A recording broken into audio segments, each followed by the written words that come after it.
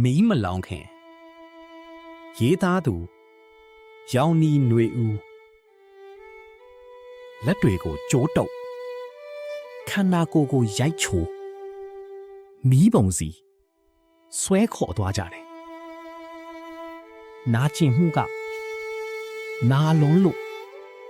မနာတော့ဘူးတီးချင်းကို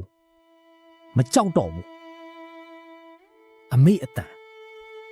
ပါးငယ်ရဲ့အပြုံးမနှုတ်ဆက်ရသေးတဲ့လူတွေကိုသာတန်းတာမိတယ်မီးကအရေးကုန်းကိုလောင်းနိုင်တယ်အယိုးကိုလောင်းနိုင်တယ်ဒါပေမဲ့အမှန်တရားကိုချစ်တဲ့စိတ်လွတ်လပ်မှုကိုတန်းတာတဲ့စိတ်ကိုတော့မီးမလောင်နိုင်ဘူး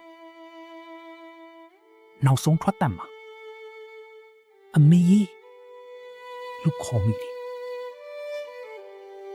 မီးတွေကိုကြာသွားတာမဟုတ်ဘူးအလင်းရောင်ရှိတယ်မနှက်ဖြန်လေးကိုရှောက်သွားတာ ဒီဗီဒီယိုကိုအဆုံးထိကြည့်ရှုပေးတဲ့အတွက်ကျေးဇူးတင်ပါတယ်ရှင်ဒီစာလေးကဖြစ်ဖြစ်ဒီကြပြလေးကဖြစ်ဖြစ်တင်းရင်ထဲမှာအတွေးတစ်ခုခုကြံခဲ့တယ်ဆိုရင်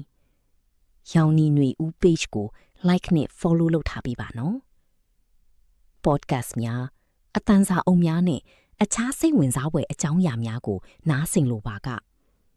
AMCU Media YouTube Channel ကိုလည်း subscribe လုပ်ထားပေးပါရှင်ကျမတို့ကတော့အတွေးတွေကိုမျှဝေမယ်ပုံပြင်တွေကိုပြောပြမယ်